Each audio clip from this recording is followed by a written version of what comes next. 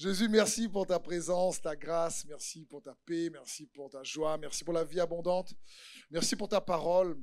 Saint-Esprit, viens nous convaincre, viens nous révéler encore plus Jésus-Christ, notre Seigneur et Sauveur. Amen. Alors, on va voir un message ce matin, en tout cas, qui s'intitule « La foi pour continuer ». Vous savez, parfois, on a besoin de force et de foi pour commencer quelque chose. Et on commence des choses, mais parfois, on ne finit pas. Est-ce que ça t'est déjà arrivé de commencer quelque chose et de ne pas terminer? Je veux dire, par exemple, si ta femme te dit « commence à réparer la porte », la porte à réparer, et tu commences, et 6 mois après, tu n'as pas terminé. Mais il nous faut donc comprendre qu'il nous faut non seulement de la puissance pour commencer, mais il nous faut aussi de la puissance pour continuer. C'est comme sur une voiture, si vous préférez. La vitesse, la première et la seconde, n'a pas la même puissance que la 5e et la 6e. La 5e et la 6e va plus vite, mais essaye de mettre en 6e et de démarrer une côte comme ça, tu verras. Ça ne va pas marcher, il faudra mettre la première, parce que la puissance n'est pas étagée pareil. Et c'est pareil pour continuer, pour avoir la foi, pour continuer. Il y a certaines choses que j'aimerais vous encourager avec sa parole pour vous aider à comprendre que non seulement Dieu est l'alpha et l'oméga, c'est le commencement et la fin, mais du commencement à la fin, il faut continuer. La Bible dit la fin d'une chose vaut mieux que son commencement, c'est sûr, mais là le but du message n'est pas mettre l'accent sur la fin d'une chose, mais sur la force pour continuer, la foi pour continuer. Vous savez, le roi Salomon a bien commencé, mais il n'a pas su bien terminer. Comme le roi Saül, et qui a bien commencé, mais qui n'a pas su bien terminer. Parce qu'il nous faut la force pour continuer à bien faire jusqu'au bout. Et c'est ce que j'espère que cela, en tout cas, que ce message va vous apporter. La Bible dit dans Luc 14, 30, Jésus dit, cet homme a commencé à construire, mais il n'a pas pu finir. Et je prie que Dieu nous aide, toi, moi, à finir notre course forte. Et pour ça, à continuer chaque jour. Comme Jésus dit, chaque jour suffit sa peine. Donc,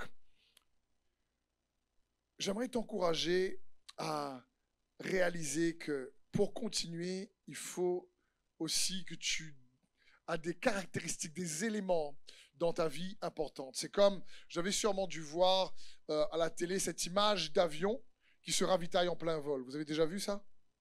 C'est quand même incroyable.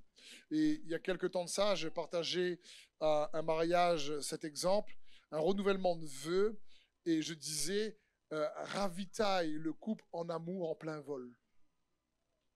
Parce que sinon il peut cracher. Sans carburant, l'avion crache, le couple peut cracher, et la foi peut cracher. Et c'est pas ce que Dieu veut. Donc il faut savoir ravitailler sa foi en plein vol. Et j'espère que ce message va vous encourager. C'est comme si je vous dis, comment donc soutenir notre croissance spirituelle? Comment avoir de l'endurance spirituelle? Comment conserver une résistance forte dans l'adversité? Parce que la Bible dit dans Proverbe 24, 10, si tu te laisses abattre au jour de l'adversité, ta force est bien peu de choses. C'est quand même dommage. Si tu te laisses abattre au jour de l'adversité, ta force est bien peu de choses. Donc je prie que, quelle que soit l'adversité, la tempête que tu traverses, ta force soit ravitaillée, renouvelée et rafraîchie. Et pour ça, on va voir 4 éléments importants pour se réénergiser, revitaliser en carburant en plein vol, pour que la foi soit fortifiée, peu importe la saison dans laquelle tu traverses. Et premier point, on va voir qu'il nous faut apprendre à connaître le Dieu qui récompense par l'obéissance de la foi. C'est important. Vous allez mieux comprendre. Ça paraît long comme sous-titre, mais en réalité, c'est très facile à comprendre. Vous allez voir ça. La Bible dit dans 1 Corinthiens 8, si quelqu'un croit savoir quelque chose, il n'a pas encore connu comme il faut connaître. Et à chaque fois que je lis ce verset, je dis, waouh, Seigneur, c'est quand même écrit par l'apôtre Paul, qui a écrit les 1/3 du Nouveau Testament. Si lui, il écrit ça, qu'il ne connaît pas encore comme il faut connaître, donc là, je ne dis pas Amen, je dis à moi. À moi, Jésus, parce que là... Parce que tous, on ne connaît pas encore comme il faut connaître. Et c'est pour ça qu'il est bon pour nous d'apprendre à connaître Dieu. Mais surtout, Dieu, on peut l'appeler Yahvé Rapha, donc celui qui guérit. Jéhovah Jireh, celui qui pourvoit. Il est, comme on a vu tout à l'heure, l'alpha et l'oméga. Il est donc le commencement et la fin. Il est Seigneur. Il est celui qui sauve. On peut connaître Dieu parce que Dieu a plusieurs noms pour définir qui il est. Parce qu'un seul nom, déjà, ne suffit pas tellement. Il est immense et il est grand. Tu es grand Seigneur, comme on l'a chanté. Mais s'il y a bien un nom qu'il faut que tu puisses apprendre à connaître, pas de manière intellectuelle, mais l'expérimenter, c'est celui qui récompense, le récompenseur, si tu préfères. Parce que dans les temps difficiles, dans l'adversité, si tu n'es pas confiant que Dieu est celui qui récompense, que tu vas passer des temps d'injustice ou de trouble, on risque d'être tenté de compromettre. Mais quand tu es confiant qu'il est celui qui récompense, alors tu tiens ferme, en disant, comme on dit à la réunion, là, pas aujourd'hui, pas demain, mais il récompense. Il récompense. Et c'est important donc de comprendre que il faut connaître Dieu comme celui qui récompense. Quand tu croises un frère ou une sœur qui a déjà expérimenté et qui est convaincu que Dieu est celui qui récompense, dans la tempête, ils sont stables. La Bible dit, or sans la foi, il est impossible de lui être agréable, car celui qui s'approche de Dieu doit croire que Dieu existe et qu'il récompense ceux qui le cherchent. Dieu récompense ceux qui le cherchent. Et donc, il est un récompenseur. Je ne sais pas quelle situation tu as traversée dans ta vie, où tu as persévéré, mais j'aimerais t'encourager à te rappeler qu'il est celui qui récompense. Parce que la foi, c'est aussi croire qu'il existe et qu'il récompense. Il est bon de le rappeler, il récompense ceux qui le cherchent, pas ceux qui le trouvent. Ceux qui le cherchent.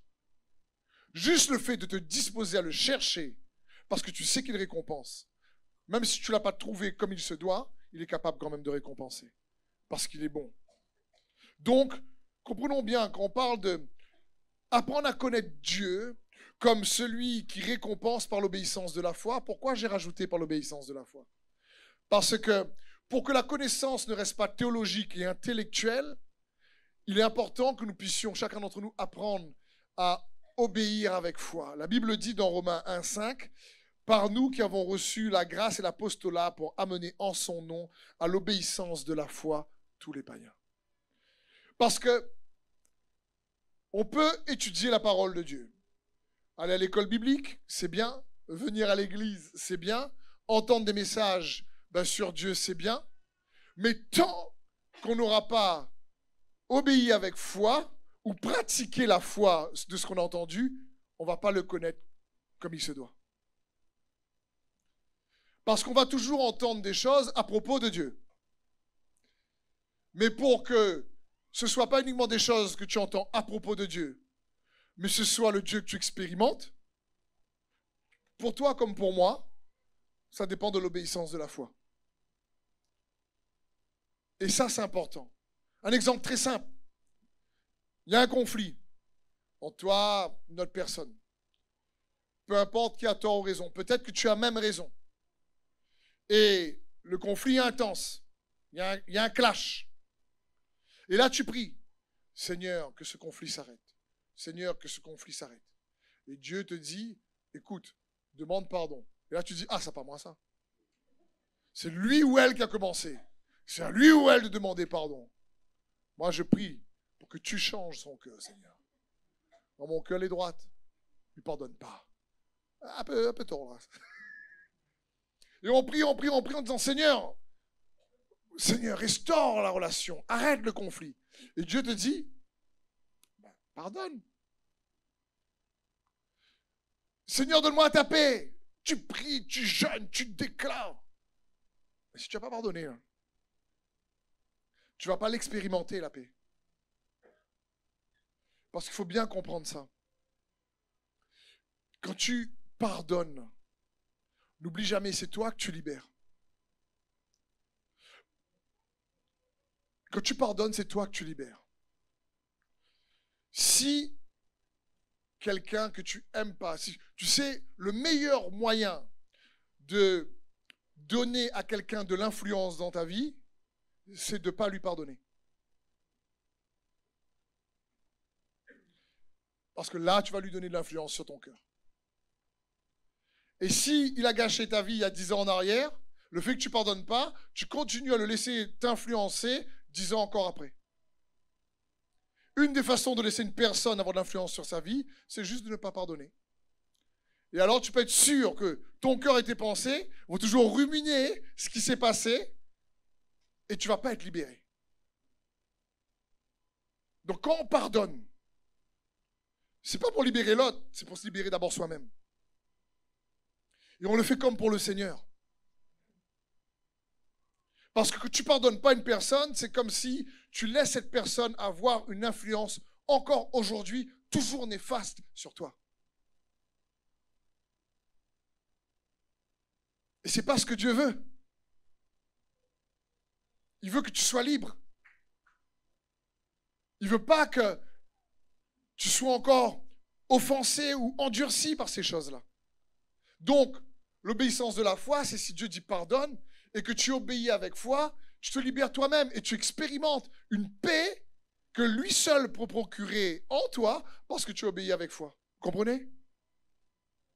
Mais si on a beau faire un message sur la foi, on a beau faire un enseignement, tu écoutes 10 messages sur le pardon et jamais tu pardonnes, ça va rester théologique. C'est comme à l'époque où Jésus arrive, les religieux de l'époque, ils connaissent la Torah sur le bout des doigts.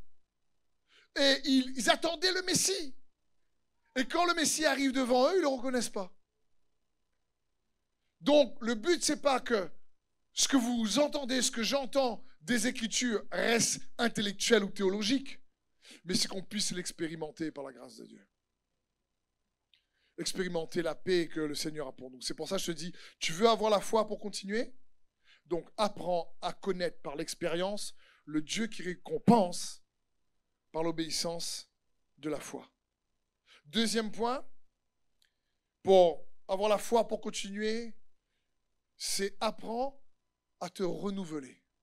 On a déjà vu dans Romains 12, 2, il est écrit « Soyez transformés par ce qui oriente l'intelligence afin de discerner la volonté de Dieu, ce qui est bon, agréable et parfait. » Mais j'aimerais zoomer un peu plus dessus. J'aimerais te dire ici, il faut comprendre, quand je parle de renouveler, ce n'est pas uniquement renouveler ta pensée sur, je ne sais pas, sur la politique. C'est bien si tu veux le faire. Mais c'est en réalité renouveler la pensée que tu as sur toi-même en tant qu'enfant de Dieu. Parce qu'écoute bien ceci. Lorsque l'ennemi ne peut pas changer ce que tu penses à propos de Dieu, il va changer ce que tu penses à propos de toi. Lorsque l'ennemi, le diable, ne peut pas changer ce que tu penses à propos de Dieu, il va changer ce que tu penses à propos de toi. Pourquoi? Parce que la foi, ce n'est pas uniquement de croire que Dieu existe, mais c'est aussi de croire que Dieu croit en toi. Un exemple simple. Quand Dieu, l'Éternel des armées, dit à son peuple, va prendre la terre promise. Et encore une fois, la terre promise représente la vie abondante en Jésus-Christ. Une vie riche en paix, en joie, une vie où coule le lait et le miel. Et cette vie-là, ce n'est pas dans l'éternité, ce sera encore extraordinaire dans l'éternité. Pourquoi? Parce qu'il n'y a pas de géants dans l'éternité. Et dans la terre promise, il y a des géants. C'est-à-dire qu'il y a des géants à abattre. Le problème, c'est quand Dieu dit à son peuple, va prendre la terre promise, prends ta destinée, prends ton appel, saisis-le. Alors Moïse envoie 12 espions. Les 12 espions vont dans la terre promise. Il y en a 10 qui font un rapport catastrophique. Et ils disent, il y a des géants dans ce territoire. Et on est comme des sauterelles à leurs yeux. Il faut comprendre la chose suivante. Ce n'est pas les géants qui ont triomphé du peuple d'Israël. Ce n'est pas les géants qui ont vaincu les Israélites. C'est les sauterelles dans leur tête. Il faut bien comprendre. Parce qu'ils ne sont même pas partis parler aux géants. C'est eux qui se sont vus comme des sauterelles. Comme ils avaient vu que Dieu était grand, qu'il ouvre la mer, qu'il est en colonne de nuée, colonne de feu avec eux. Donc, c'était compliqué pour le diable leur dire que Dieu n'est pas grand. Mais par contre, les diminuer à leurs propres yeux, c'est ce qu'il a fait. Et quand tu te diminues tellement par la honte, parce que j'arriverai pas, je suis pas capable, j'ai jamais arrivé, on m'a toujours dit ça, ma famille n'a jamais réussi, etc. C'est que tu laisses l'ennemi te faire croire que tu es une sauterelle. Alors que le Seigneur, quand tu crois en Jésus-Christ, il t'a donné son Saint-Esprit qui vit en toi. Il y a le potentiel du Saint-Esprit en toi.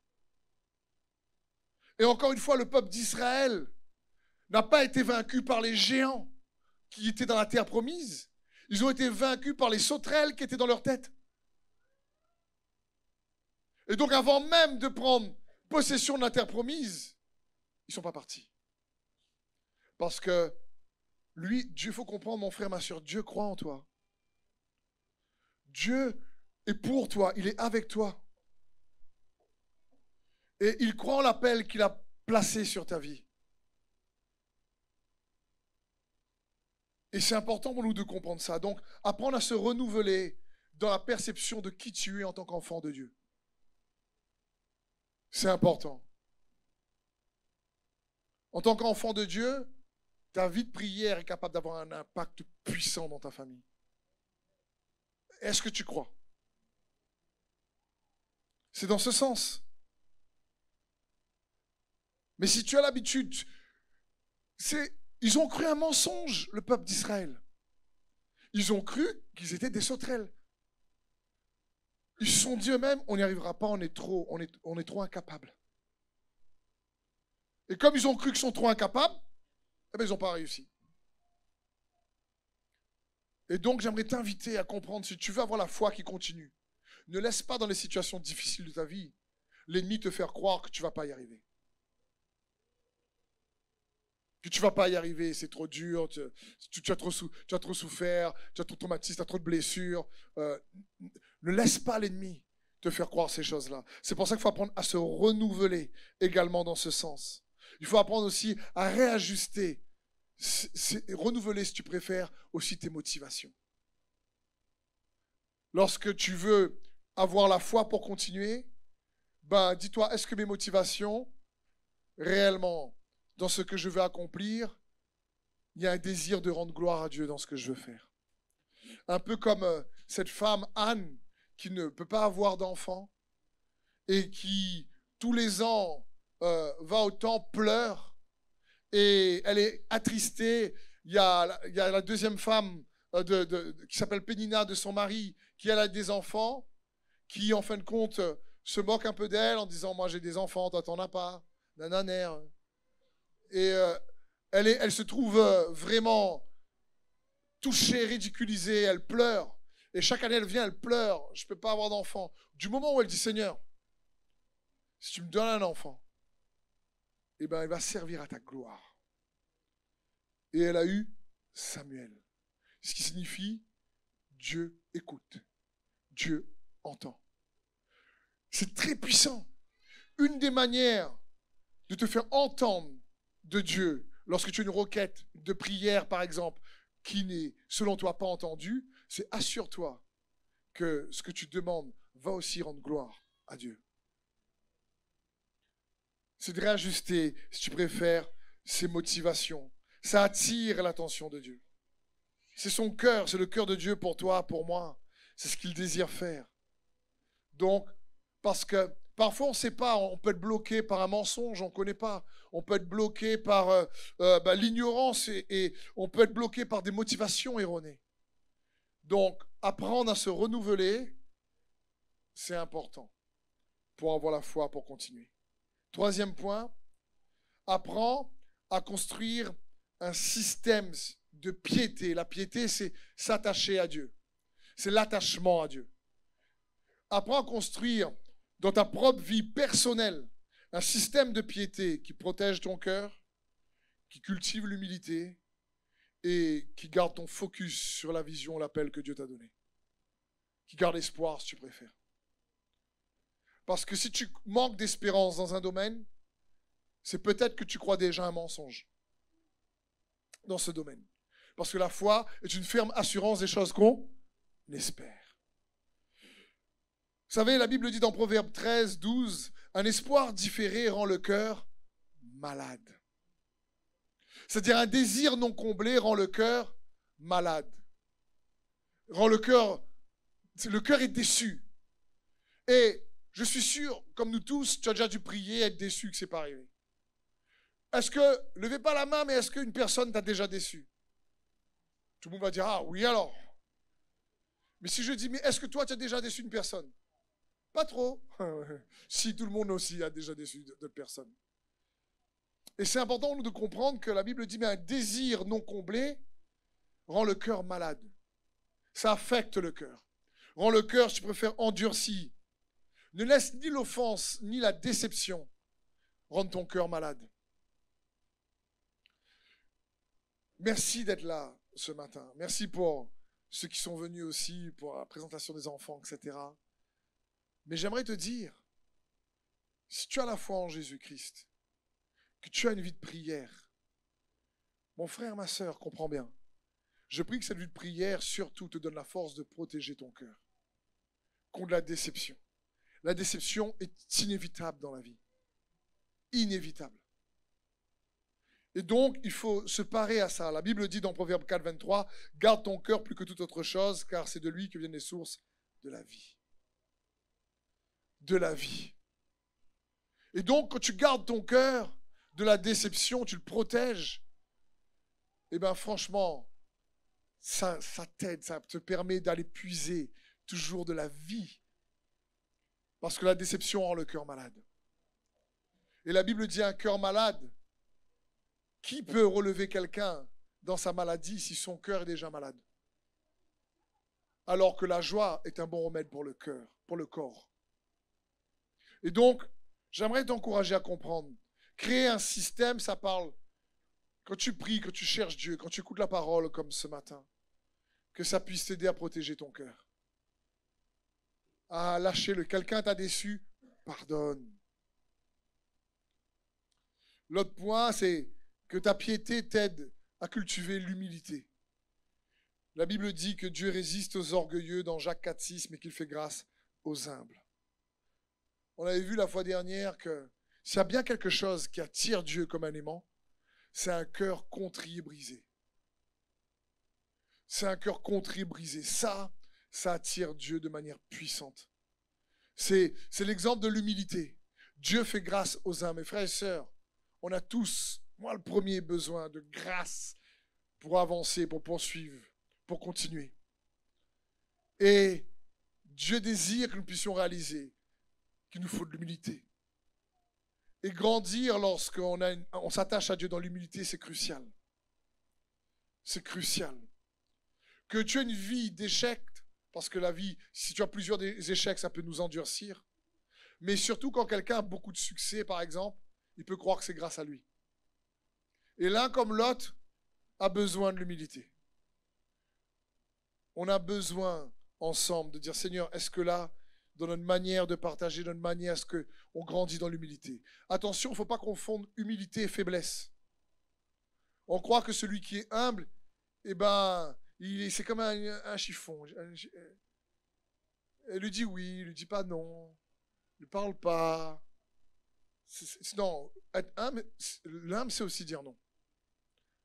L'humble, c'est mettre des limites. L'humble, tu peux être humble et avoir de l'assurance. Même souvent, l'assurance que Dieu donne peut paraître comme de l'arrogance. Jésus paraissait parfois arrogant aux yeux des autres, alors qu'il est le roi de l'humilité. Il est l'humilité personnifiée. Quand il ne répondait pas à Pilate, ce n'est pas pour être arrogant, c'est parce qu'il était humble. Et il n'avait pas besoin de se justifier, si tu préfères. Il n'est pas là pour dire, écoute, ils vont voir de quel bois je me chauffe. À moi ça. Viens plus là. Moi, il parle au vent, lui arrête. Il parle à la mer, elle y lève. Jésus aurait pu dire ça aussi. Il n'a pas répondu. Donc, l'humilité, il ne faut pas confondre humilité et faiblesse. C'est une attitude de cœur qui dépend de Dieu. C'est à un moment donné dans la vie de chacun d'entre nous, que tu crois en Dieu ou que tu ne crois pas. Il y a des combats personnels intérieurs que tu dois avoir la victoire, toi et toi seul. Personne d'autre ne peut le faire à ta place. Et là, dans ce moment-là, si tu ne t'abandonnes pas entre ses mains pour avoir la victoire avec lui, ça risque d'être compliqué. Ça risque d'être difficile. Parce que c'est dans ces moments où Dieu devient ta seule option et qu'il intervient que tu peux expérimenter comme lui seul est plus que suffisant pour te donner la paix. Parce que pourtant ta femme ou ton épouse ou tes amis t'aident, ils vont t'encourager, mais c'est un combat parfois que toi seul dois mener. Et là, on a besoin de sa grâce pour y arriver. Construire un système de piété également pour garder ton focus sur Dieu, sur ce qui t'appelle à vivre, sur tes regards fixés sur Jésus-Christ. L'apôtre Paul va dire dans Philippiens 4,13, « Frères, je ne pense pas l'avoir saisi, mais je fais une chose. Oubliant ce qui est en arrière, me portant vers ce qui est en avant, je cours vers le but pour remporter le prix de la vocation céleste de Dieu en Jésus-Christ. » L'apôtre Paul dit, « Je fais une chose. J'oublie derrière, je regarde devant. » Il dit, « J'oublie mes succès passés, mes échecs passés. J'oublie, je regarde devant. » Vous savez, le mot « oublier », ça signifie « je ne veux plus utiliser ce qui est devenu obsolète ». Vous savez, ça veut dire quoi, ce qui est obsolète? C'est comme si je dis à mes enfants, passe-moi le téléphone. Et si je lui fais ça, il dit, c'est quoi ça? Parce que pour lui, le téléphone, c'est ça. Passe-moi le téléphone. Là, il comprend. Parce que ce téléphone-là, il est devenu obsolète. Il était utile pour un temps, mais maintenant, non. Je veux dire, oui, qui aimerait se balader avec un gros téléphone comme ça dans sa poche? Je veux dire, personne. Parce que c'est devenu obsolète. Je veux dire, les télés, là, avec le gros bac derrière. Je veux dire aujourd'hui, qui dit, mais moi, je veux acheter une télé comme ça à ma case, en noir et blanc surtout. Je veux vraiment que l'image n'est pas nette. J'espère pas que je te dis ça. En général, tu te dis, je vais prendre le dernier cri, l'écran plat, tellement plat qu'on fond que le mur. Je veux dire, en général, on veut prendre le dernier affaire. Parce que c'est devenu obsolète. Je veux dire, la charrette bœuf. Qu'est-ce que tu préfères, faire tampon Saint-Pierre ou Saint-Pierre-Saint-Denis plutôt? En charrette bœuf ou en voiture? Charrette bœuf? Il y a mal au dos. Je veux dire, avant, on se déplaçait avec les chevaux et les chars. Gloire à Dieu pour cette époque, mais c'est obsolète. C'est exactement ce que Paul veut dire ici. Quand il dit « j'oublie ce qui est derrière », c'est que ça a été bon, ça a été un moment top, mais c'est obsolète. Maintenant, je regarde devant. Tu as dû vivre peut-être des moments dans le passé bons, mais c'est obsolète. Dieu veut te renouveler. Il y en a qui sont nostalgiques de ce qui est obsolète. Et c'est des collectionneurs d'objets anciens, c'est bien. Mais le téléphone là, et puis quand son téléphone iPhone il sonne, il répond le gros téléphone. Marche pas. Je veux dire, tu peux être obsolète d'une vie passée. Avant, tu sais, j'étais proche de Dieu. Mais je ne sais pas ce qui s'est passé. Dieu s'est déplacé. La vérité, c'est que Dieu, non, il ne se déplace pas, il est toujours proche de nous. S'il y a quelqu'un qui se déplace entre Dieu et toi, devine c'est qui? C'est pas lui. Il est l'Emmanuel. Il est proche de nous. Mais il faut bien comprendre ça. L'apôtre Paul dit, hey, j'oublie, c'est-à-dire, l'apôtre Paul, c'est bien un ministère à succès. Je veux dire, s'il y a bien quelqu'un qu'on peut dire qui porte un paquet de fruits jusqu'encore aujourd'hui. On lit ces écritures, c'est l'apôtre Paul. Et lui, il dit, tu vois mes succès passés là? C'est obsolète. Maintenant, je regarde vers ce qui est devant. Et ça, c'est important. Tu veux avoir la foi pour continuer? Fais attention d'être piégé par la nostalgie passée. 4e point. Apprendre à triompher du mal par le bien pour attirer une saison de récolte. Tu veux avoir la foi pour continuer? Ça, c'est un point impératif. C'est-à-dire le mal qu'on fait contre toi, fais tout pour que ce mal qu'on fait contre toi ne produise pas du mal en toi. C'est ça le truc.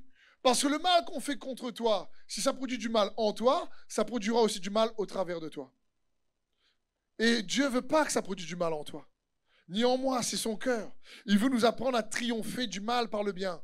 Romains 12, 21 nous dit, ne te laisse pas vaincre par le mal, mais surmonte le mal par le bien. Ne laisse pas le mal triompher de toi. L'offense, peu importe l'injustice. Je comprends que ce n'est pas facile, mais Dieu peut t'aider. Triomphe du mal par le bien. C'est son cœur. Et il faut avoir plus de force de caractère pour triompher du mal par le bien que de rendre le mal pour le mal. Il faut avoir plus de force de caractère pour dire je te pardonne et tracer sa route et que Dieu te bénisse. Tu m'as fait mal, mais je te pardonne.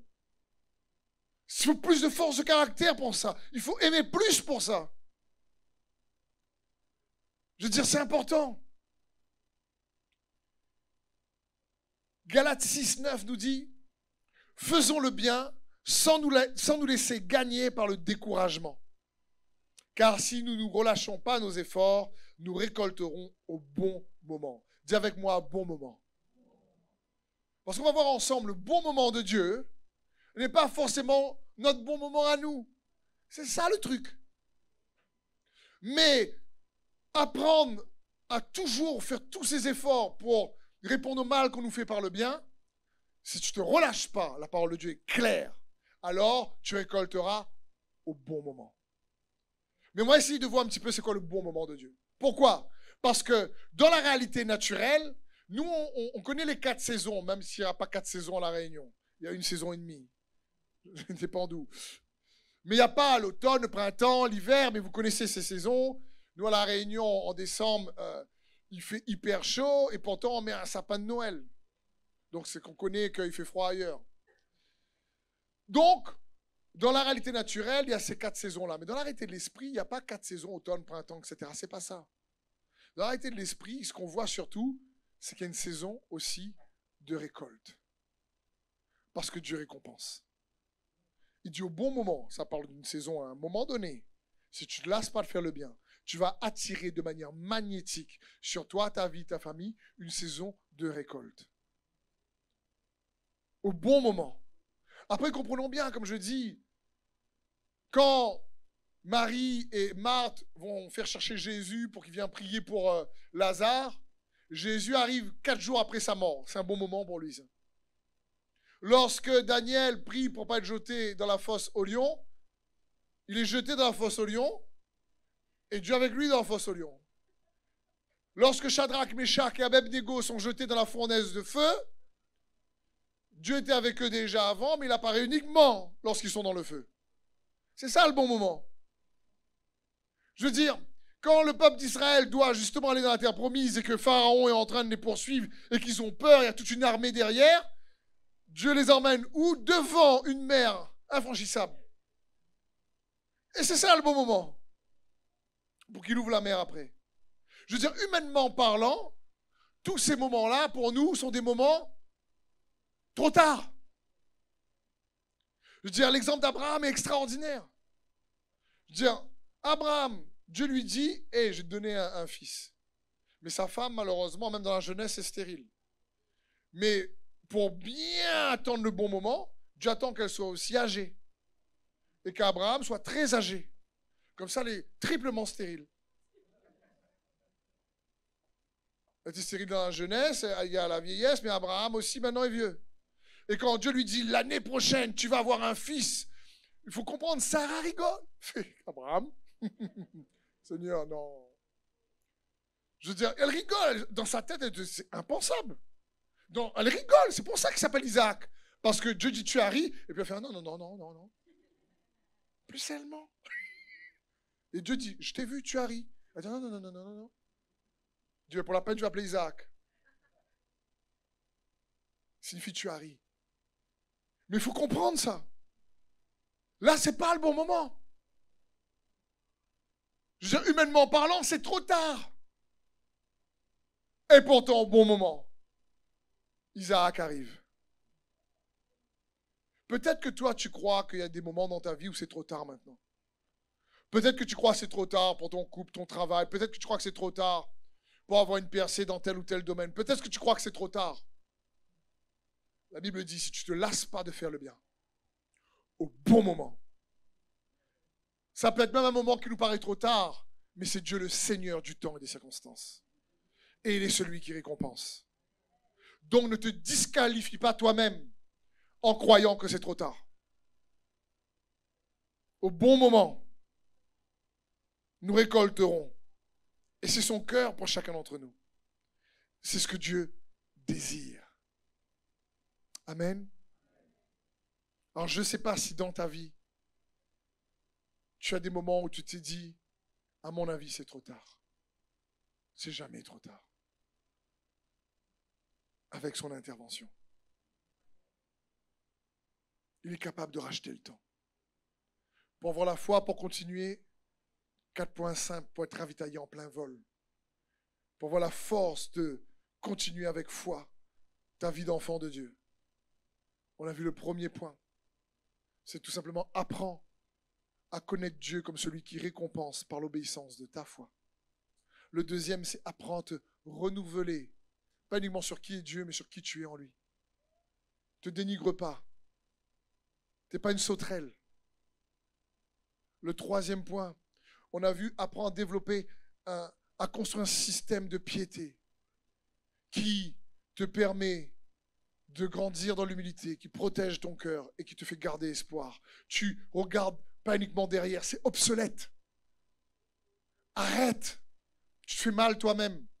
Si tu t'aimes un peu, donne-toi un break. Et devant, il sera avec toi. Et le dernier point, apprends à triompher du mal par le bien. Parce qu'à coup sûr, si tu ne te relâches pas, au bon moment, tu récolteras. Et il est capable de faire intervenir ce bon moment à n'importe quel moment. Et Dieu reste un Dieu surprenant. J'aime dire, Dieu est capable d'agir très rapidement une fois que tu as attendu longtemps.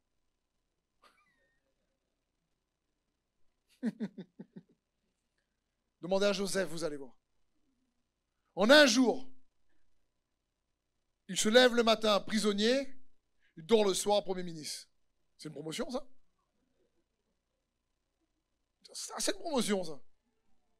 Mais avant ce jour-là, eh ben, il a connu un peu de galère. Trahi par ses frères, injustement. Injustement accusé par la femme de Potiphar. Le gars, pendant près de 12 ans, c'est injustice sur injustice, fausse accusation. Le gars reste intègre, il reste droit et triomphe du mal par le bien. Il regarde toujours devant lui, au rêve que Dieu lui a donné. Il sait que Dieu est capable et au bon moment, Dieu dit maintenant. Et je crois que Dieu veut un maintenant dans la vie de plusieurs ici dans ce lieu. Parce que je crois que plusieurs ici, vous avez attendu longtemps. Mais j'aimerais juste vous encourager à avoir la foi en Jésus. Comprendre que si toi, tu ne peux pas, lui peut. Et si on ne se relâche pas, si on garde la foi en lui au bon moment, il rachète le temps. Peut-être que tu n'as pas eu la promotion que tu voulais dans ton travail. Et garde la foi au bon moment. Amen. Est-ce qu'on peut acclamer le Seigneur, frère et sœur? Merci d'avoir suivi ce message. J'espère que ce message a fortifié votre foi. Merci également pour tous ceux et celles qui nous soutiennent au travers de votre générosité. Vous avez en bas de votre écran un QR code qui vous conduira vers une page qui s'intitule jeveubénir.com. Merci de nous aider à propager sa parole. D'ailleurs, si ce message a fortifié votre foi et que vous connaissez quelqu'un de votre entourage qui aurait besoin de l'entendre, n'hésitez pas à lui partager ce message. Aussi, je vous encourage, si vous le souhaitez, à vous abonner à notre chaîne YouTube. Nous avons des messages nouveaux chaque semaine. Nous sommes aussi présents sur d'autres médias dont vous aurez donc les liens dans la description ci-dessous. En tout cas, merci de nous avoir suivis. Soyez bénis.